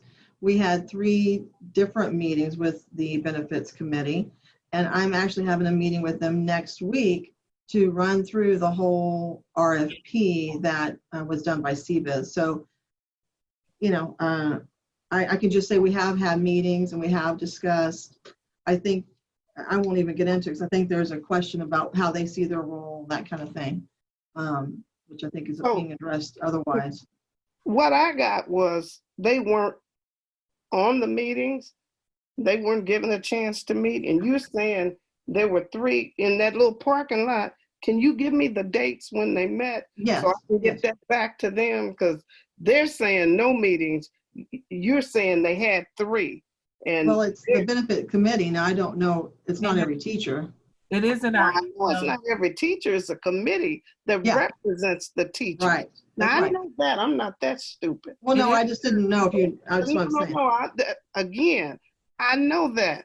Okay. I just want to be able to answer to them, because that was their concern, that they weren't allowed to do. And maybe if you change the protocol, they should have been made aware, because they're saying they weren't allowed to participate on that. And they wanted to express their concerns and the people that they represent. Okay. All right. Thank you. I will send the dates, though. No problem. Along with the dates, could you also tell us who was on the benefits committee? Yes, we can. Okay. Thank you. No problem. And of course, my standing request is for you to price out your 3 line items for salaries. And also there's an increase in IC. Where's that? What is that, please? What line are we looking at? It's about I can give you the number, but it's about $1 million increase in instructional coaches. Instructional coaches. Dennis, do you see that line? That's the line that Dennis spoke to, that he moved out of his budget to HR because it just didn't really make sense to keep it in the COO budget going forward. Okay, so why is there $1 million increase? He moved, I think he moved positions over to my budget that was currently in his budget. I'm trying to find the line itself. It's on my screen right now. The second entry. Yes, Oh, that's instructional correct. coaches, okay, 1276. Yeah, so some instructional coaches were being paid from HR, some were being paid from Dennis's budget. So we consolidated all of those. So we took the money out of Dennis's responsibility and put it here into HR. So that was the increase. So no additional dollars. It was just moved from the CFO to HR. Okay, no, I'm actually still trying to find the line spreadsheet, but it's right there. Okay. Okay, so, and those are paid as supplemental, or is that a different salary? Help me understand that one. It's our, the funding for our total IC staff was split coded between the chief operating budget. No, I'm not, and the HR budget. excuse me, I understood that. I'm questioning now $3.1 million, if I'm the right, cost for instructional coaches. Is that a supplemental or is that a straight salary? They're paid under the teacher's salary. Yeah. So I think it's, what I have down here is 72 staff members. 72, okay. And so that wouldn't be their total salary. Now, those are not in the administrator spreadsheet, or are they? They are not. Coordinator, let me make sure. Let's see. I'm sorry? Oh, I'm just thinking to myself. I was mumbling. So coaches are not, no, sorry, they're not. So those 72 staff members are not identified in the administrative Excel sheet? Right, that's right. Okay, thank you. Anyone else? I have one more question. This is Wanda Brownlee Page. I noticed you have substitute teachers. You had substitute teachers, then you had subs, and then you just came back with one price for the 2021 year. What was all that other money for subs? Well, I would just say that looks like it's the same line. See how it's all the same account?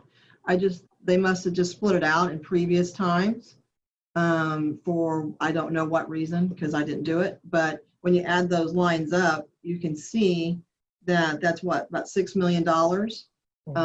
And we have only spent over the last 2 years on average about $3.5 million. So that's the savings that we had talked about before. Because what scares me is when I think about how we had 35 positions that weren't filled last year, and we had that money, and we spent money on subs, and hopefully we won't do that again, because that doesn't make sense. Because if we're going to improve our kids, then we got to get people in those positions who are qualified and certified. Yes, that is absolutely right. That's what we're working on. So this may be just a technical question. So once we, well,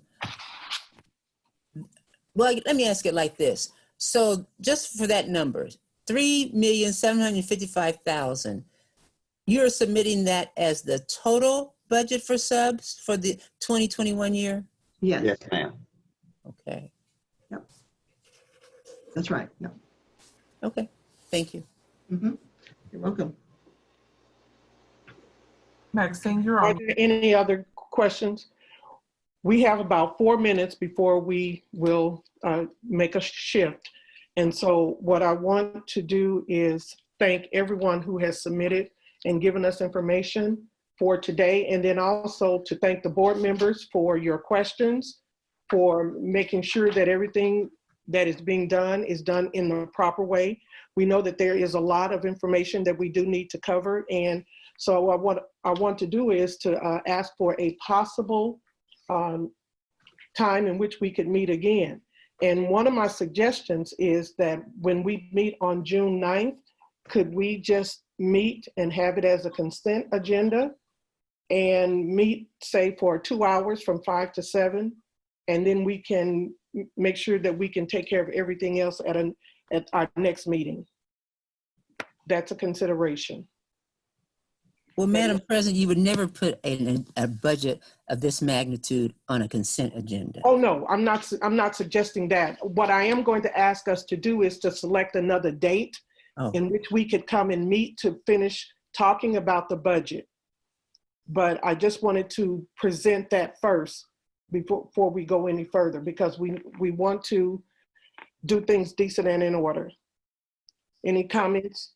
So Maxine, you're making a recommendation that on the 9th, that we just meet to review the consent agenda? I mean, or just put the items that need to be approved on the consent, and we just meet for an hour or a couple of hours just to read through it and then be finished? I'm okay with that. I think that's a good idea. Madam Chair, that is somewhat ill-advised, because we also are discussing whether or not we will meet on that graduation night. Yes, well, I'm suggesting that we go ahead and meet, but we meet for 2 hours. And that way we can handle some business that we need to take care of. That way it just won't be an extended time on any other day. That's all. That's a consideration. I would like to see us just pick another day. Well, we're meeting on the 6th and the 13th. Okay, but on the 6th, we're not handling school business. That's something different. That's all I'm saying. Let's just move it to another day. So what day would you recommend, Ms. Page? Let me get my calendar. I thought Janie had and correct me if I'm wrong, Janie. I thought you said maybe that Monday. Well, Monday's a graduation too. I was looking I was looking at the 10th at first. But Miss Drew said she's not available. Okay, she's not available on the 10th. About the 11th? Okay, the 11th, is it graduation? That's a graduation. But I think there is a question. Is it possible for us to have a consent agenda and meet for us just to approve those items such as the library, those that are normally on the consent agenda, and HR? Is that not something we can do? And then put, if there's other topics, then consider for them to be added to the meeting on the 13th, or if there's a special situation, because I think it's important that it doesn't take more than a half hour or an hour to look through the things that we normally consent to.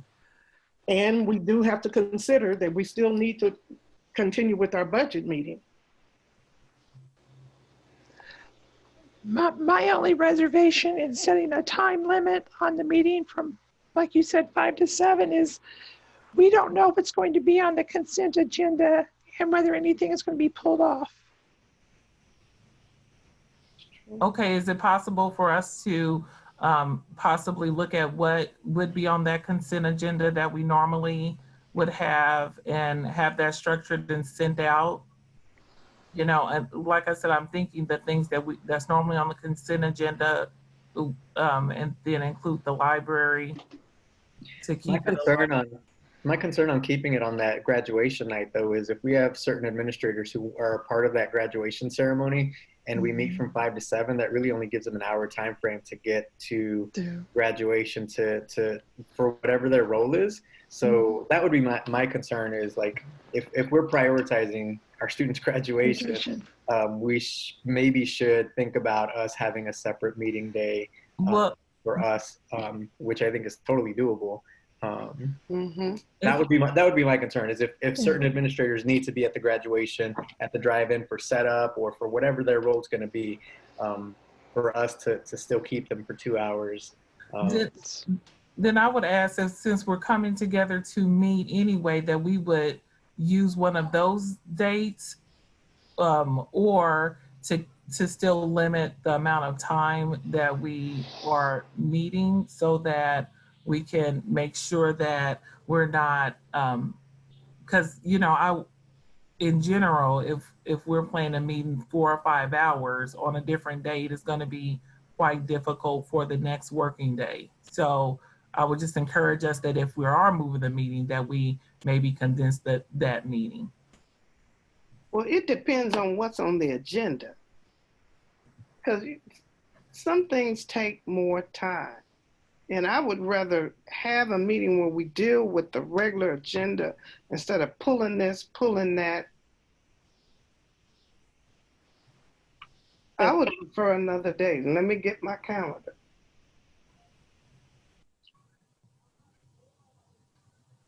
At some point, we have to recognize that this month of June is going to be very busy. And we might have to give and take on some things. And just for one meeting for this month, for at least 2 hours, I think that's a workable way in which we could come together and to be able to take care of all the business that we need to cover for the entire month. There is no graduation on June the 11th. We have one June 1st through 4th and June 8th and 9th, but the 10th and 11th are open. There are alternative dates in case of bad weather. Yeah. So Mrs. Drew, are you saying you only want one meeting in June? No, I'm suggesting that we would meet on the 9th, but if we set the time limit to meet from 5 to 7 to address anything that is there, and if there is anything else that we need to handle, then we could handle it at our board meeting on the 23rd. Is it possible for us to move it to 4 o'clock on the 9th? From 4 to 7? No, from 4 to 6. And then if there are things that we need to pull out, we're meeting on the 13th. So what's the meeting on the 13th again? For us to go over our results from our self-evaluation. You should have gotten the self-evaluation email with Dr. Jordan. Okay, I won't be there. I have I'll just tell you now, I have a KASB board meeting. But well, can we meet is there a graduation on the 16th? The 16th is the week before our normal board meeting on the 23rd. Yeah, I know. That if we doesn't meet the 9th, can we do it the 16th?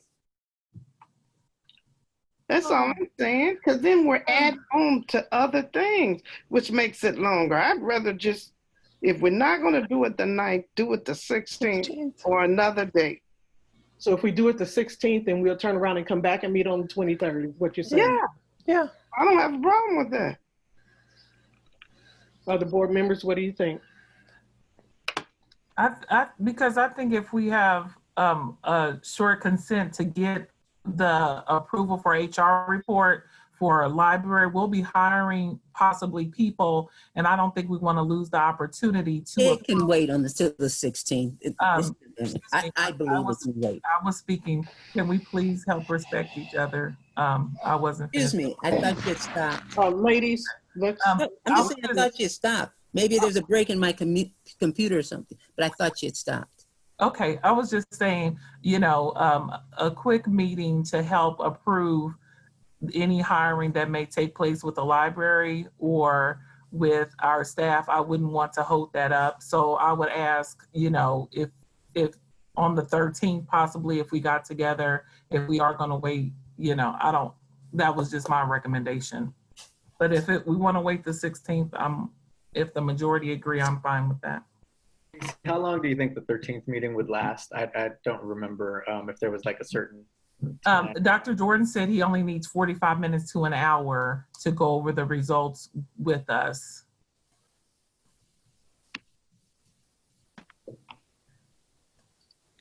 Any other comments? So we have the 16th, we have the 9th. As far as choices, as far as when we're going to meet. Does Friday the 12th work at all either? I mean, that's another date. So that's 3 dates. We have to make a decision. Okay, is there another graduation on the 12th? Is that date open? Nope, that's on a Friday. Okay. But again, we have to consider the work that each of these departments are doing.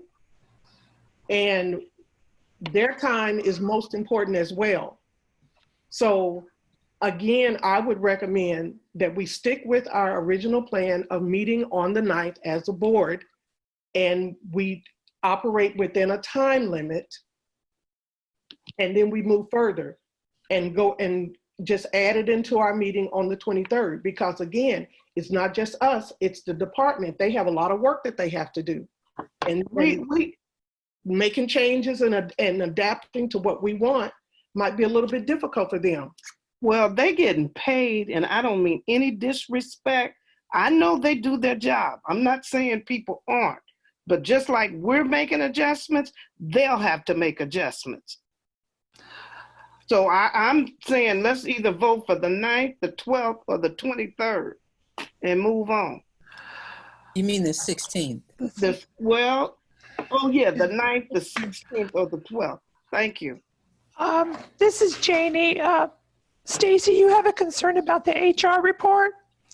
So since we're meeting on the 6th, if there's an urgent HR report, that could be added to that meeting and only that meeting, only that subject, and then we could meet on the 16th, a week later.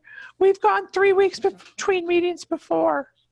Yeah, that's fine. And then I would just say the library. We can't forget about our library areas. Okay, I make a motion that we change our meeting date from the 9th to the 16th. Second. It's been moved and seconded that we change our board meeting from June 9th to the 16th. Are there any questions? Susan, could you do a roll call vote, please? And it will be posted as that is a change. Yes. And it's still at 5 o'clock? Yes. Okay. Maxine Drew? Maxine Drew, no. Yolanda Clark? Yolanda Clark, yes. Janie Humphreys? Janie Humphreys, yes. Randy Lopez? Randy, yes. Wanda Brownlee? Yes, Wanda Brownlee Page, yes. Valdini Nguyen? Valdini Nguyen, yes. Stacy Yeager?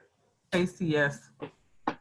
Motion passes. Okay, thank you, each and every one of you. So therefore, we will be meeting at 5 o'clock on June 16th for our board meeting.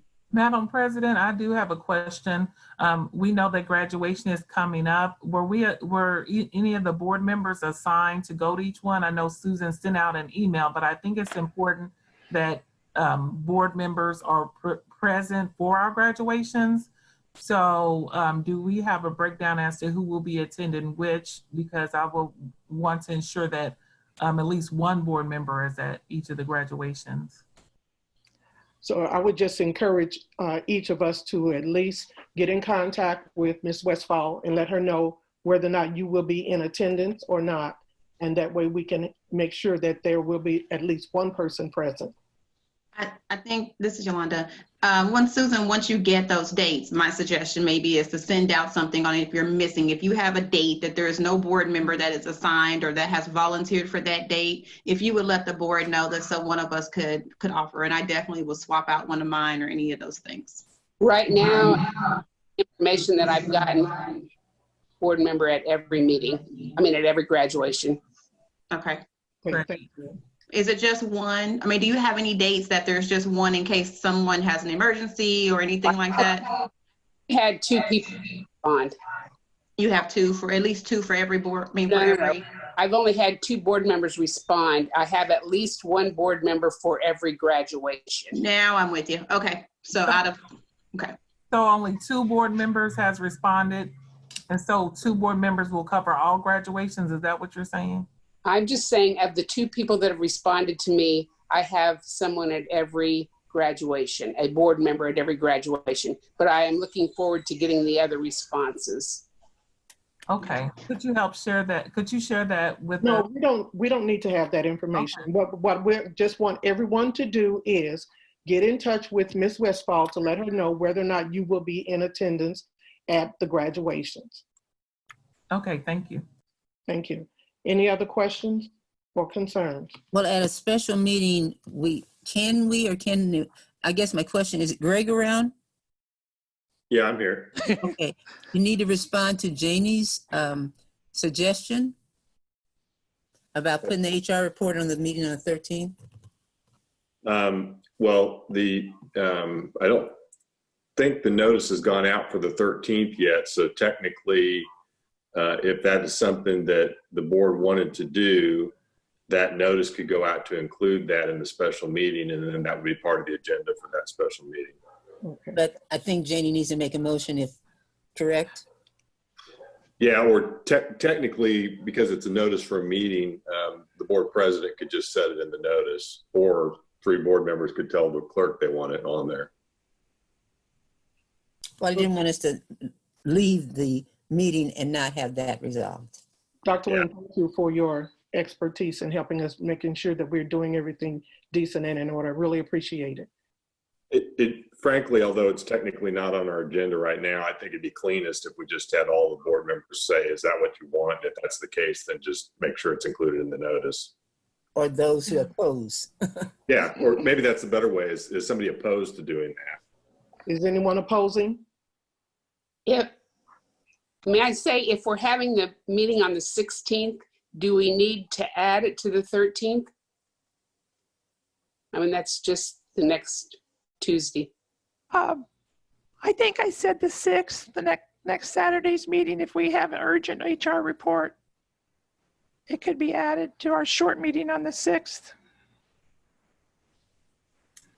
I thought you mentioned the 13th. No, she did say the 6th, and somebody else said the 13th. She said if they had to approve something, okay, you could get that done on the 6th, and you wouldn't have to wait till the 13th.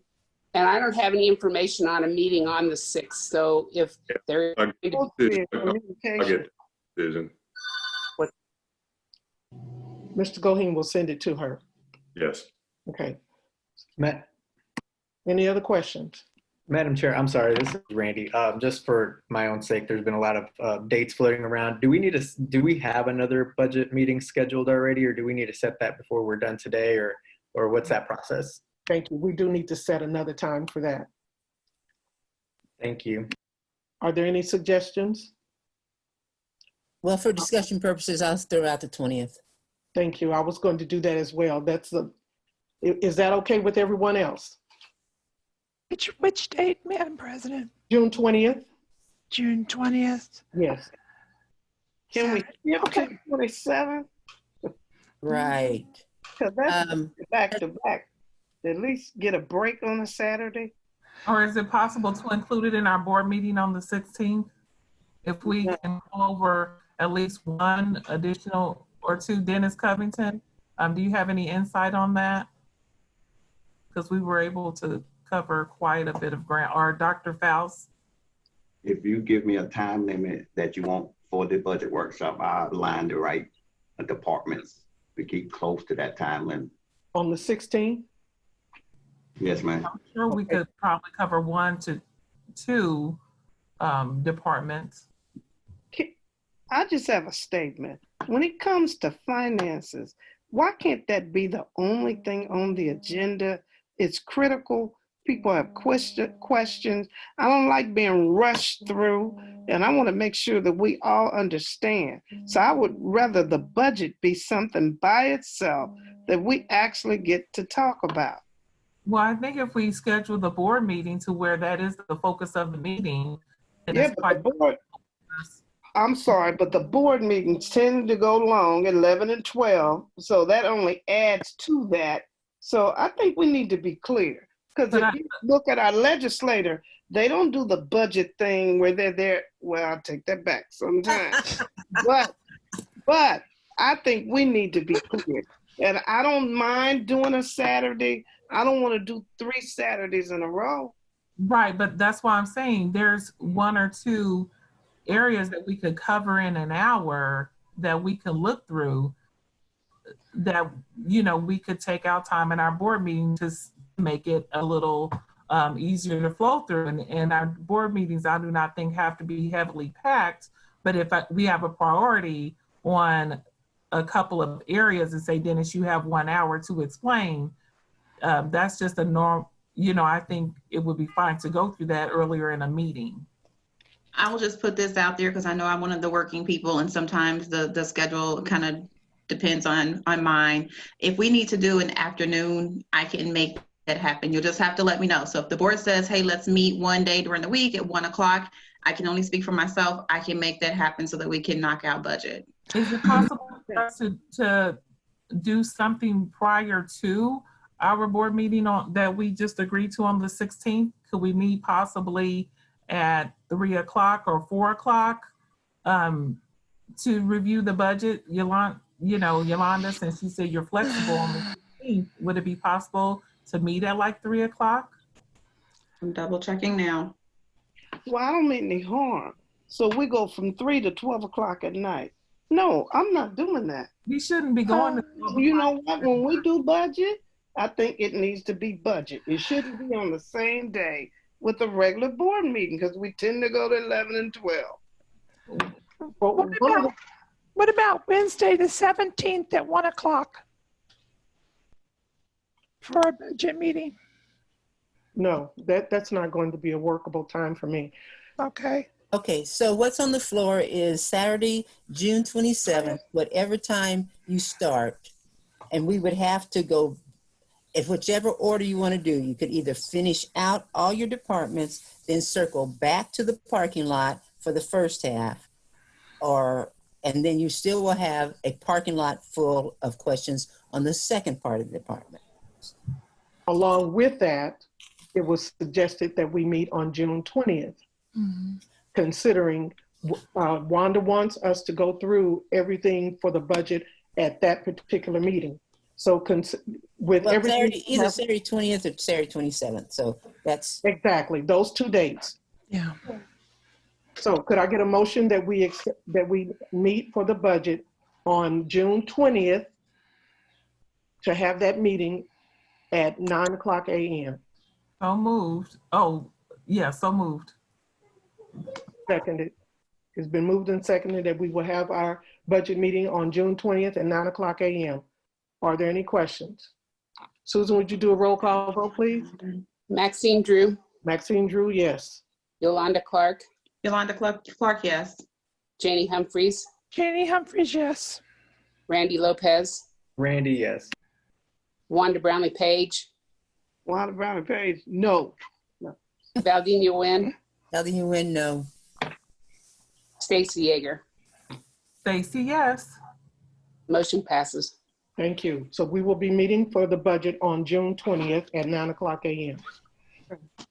So with that being said, I want to thank all of you. Wait a minute, before you end the meeting. So what's going to be the procedure? Do we go back to the parking lot to answer the first questions, or do we finish, or do we attempt to look at the other departments and fill up the parking lot with those questions?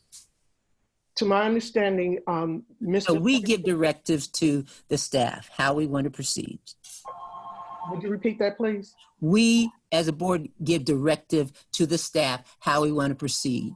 Right. So what I'm assuming is going to take place, and my preference is that the questions that came up in this meeting that went into the parking lot will be sent out to us through email. And if there are any additional questions that you may have relating to those things, we will address it at that meeting on June 20th.